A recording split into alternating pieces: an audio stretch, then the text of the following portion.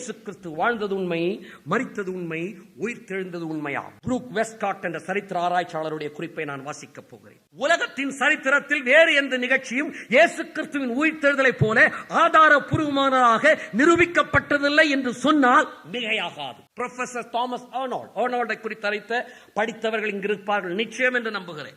History of Rome என்ற மாபெரும் சரித்திர புத்தகத்தை எழுதினவர் அவர் சொல்லுகிறார், இயேசு கிறிஸ்துவின் வாழ்க்கைக்கும் மரணத்திற்கும் உயிர் தெழுதலுக்குமான ஆதாரங்கள் போதுமானவையாக இருக்கின்றன.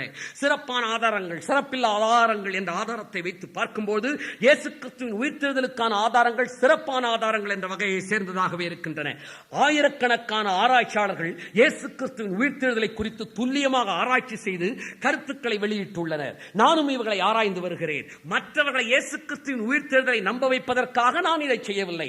நான் என்னை திருப்திப்படுத்திக் கொள்ளவே இயேசு கிறிஸ்துவின் உயிர் தெழுதலை ஆராய்ச்சி செய்தேன். அவர் சொல்லுகிறார் அவர்கள், மேலும் உலகத்தின் பல சரித்திர குறிப்புகளை நான் பல வருட காலமாக ஆராய்ச்சி செய்து கொண்டு வருகிறேன். நான் சொல்லவில்லை ஐயா, சரித்திர ஆராய்ச்சியாளர் ஹிஸ்டரி ஆஃப் ரோம் புத்தகத்தை எழுதிய தாமஸ் ஆர்னால்ட் அவர்கள் சொல்லுகிறார். அவர் சொல்லுகிறார், ஒன்று என்னால் நிச்சயமாக சொல்ல முடியும், இயேசு கிறிஸ்துவின் உயிர்த்தெழுதலை போன்ற உலகத்தில் எந்த சரித்திர சம்பவமும் அவ்வளவு துல்லியமாக ஆதாரங்களோடு நிரூபிக்கப்பட்டதே இல்லை, இல்லை, இல்லை. அல்லேலூயா! என் ஆண்டவர் வாழ்ந்தது உண்மை, மரித்தது உண்மை, உயிர் தெழுந்தது உண்மை, அவர் திரும்ப வரப்போவது உண்மை. என் அன்பு சகோதரனே, சகோதரியே, இயேசு கிறிஸ்து வந்தது சரித்திரம், திரும்ப வரப்போவதும் சரித்திரம். அவர் எங்கே பிறப்பார் என்று முன்னறிவித்ததோ அதே இடத்தில் அவர் பிறந்தார்.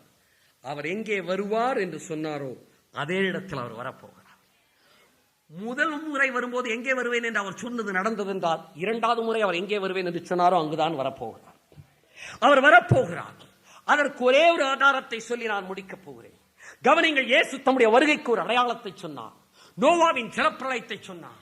இயேசு சொன்னார், நோவாவின் காலத்தில் நடந்தது போல மனுஷகுமாரனுடைய நாட்களில் நடக்கும். என்னை கேட்டுக்கொண்டிருக்கிற தேசத்தின் ஜனமே, என்னை கேட்டுக்கொண்டிருக்கிற தேவ ஜனமே, இந்த செய்தி யாரோ ஒரு படித்த மேதை உனக்கு அறிவித்துக் கொண்டிருக்கிறார் என்று நினைத்துக் கொள்ள வேண்டாம். ஏதோ வேலை இல்லாதவர்கள் தெரிவித்துக் கொண்டிருக்கிறார் என்று சொல்ல வேண்டாம், நினைக்க வேண்டாம். இந்த செய்தியோடு கலந்து வருகிற பரிசுத்தாவியானவரின் குரல், இது தேவன் உன்னோடு பேசிக் கொண்டிருக்கிறது என்பது உனக்குள் இருக்கிற இருதயமே உனக்கு சாட்சி கொடுக்கும். ஆகையால் தான் நாங்கள் பாடுகிறோம், உன் இருதயம் உனக்கு சொல்லும் இயேசுவே தேவன் என்று.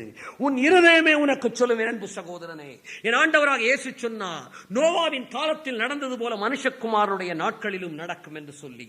நோவாவின் காலத்தில் ஜலப்பிரளயம் வரும்பொழுது அதுவரைக்கும் அவர்கள் பெண் கொண்டார்கள், கொடுத்தார்கள், விற்றார்கள், கட்டினார்கள், நட்டார்கள், எல்லாரையும் ஜலப்பிரளயம் வந்து வாரிக்கொண்டு போய்விட்டது.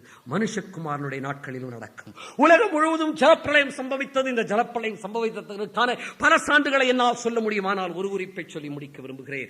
இந்த நோவாவின் ஜலப்பிரளயம் சம்பவித்த போது இவன் செய்த இந்த நோவாவின் பேழை அரராத் மலையிலே நின்றதாக வேதவசனம் தெரிவிக்கிறது. கடந்த 1833 ஆண்டிலே புதைபொருள் ஆராய்ச்சியாளர்கள் நோவாவின் பேழையை தேடி அரராத் மலைக்கு சென்றார்கள். நோவாவின் பேழை அரராத் மலையிலே தாங்கள் பார்த்ததற்கான தகவல்களை கொண்டு வந்தார்கள்.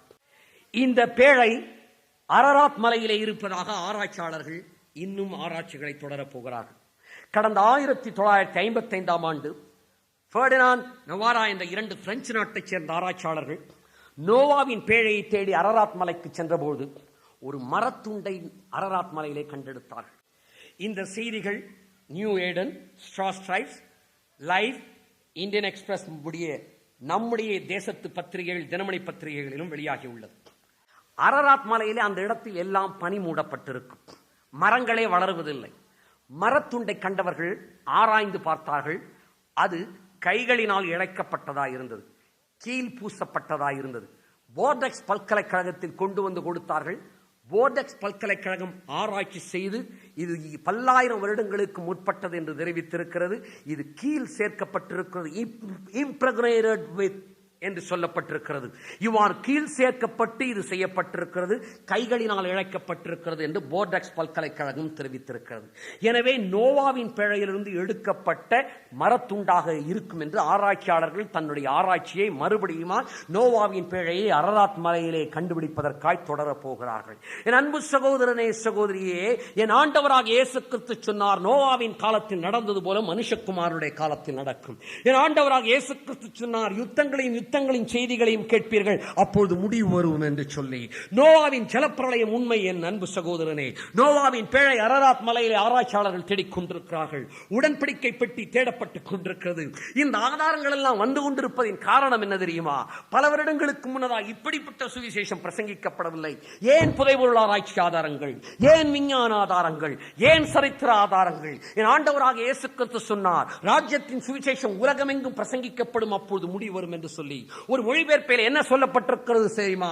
This gospel shall be preached with evidence and then the end shall come.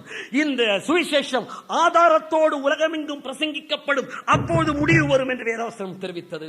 என் அன்பு சகோதரனே, ஐயா அம்மா, இந்த செய்தியை கேட்டுக் கொண்டிருக்கிற நீ, ஏன் இந்த செய்தி உனக்கு அறிவிக்கப்படுகிறது என்றால், ஆதாரத்தோடு அறிவிக்கப்படுவதற்கு காரணம் என்னவென்றால், என் ஆண்டவராக இயேசு கிறிஸ்து வருவதற்கு முன்னதா எல்லா ஆதாரங்களையும் தேவன் வெளிப்படுத்திக் கொண்டிருக்கிறார். ரகசியங்கள் எல்லாம் வெளியாகி கொண்டிருக்கின்றன. கடைசி காலத்தின் ஆதாரங்கள் எல்லாம் வெளிவந்து கொண்டிருக்கின்றன. என் அன்பு சகோதரனே சகோதரியே, புதைபொருள் ஆராய்ச்சியின் ஆதாரங்களை உனக்கு தெரிவித்தேன், சரித்திர ஆதாரத்தை தெரிவித்தேன், விஞ்ஞான ஆதாரத்தை தெரிவித்தேன். நாட்டிற்கு சென்றார், கடைக்கு சென்றார், தேசத்தில் சென்றார், உண்மையானதுதான் தேவை என்று நீங்கள் கேட்கிறீர்கள். கிறிஸ்தவம் உண்மையா என்பதை நிரூபித்துக் கொண்டிருக்கிறேன். உண்மையானது எது என்று தேடும்போது அதை கண்டுகொள்ளலாம். ஆனால் ஒன்று தெரிந்து கொள்ளுங்கள், உண்மையானது ஒன்றே ஒன்றுதான் இருக்க முடியும்.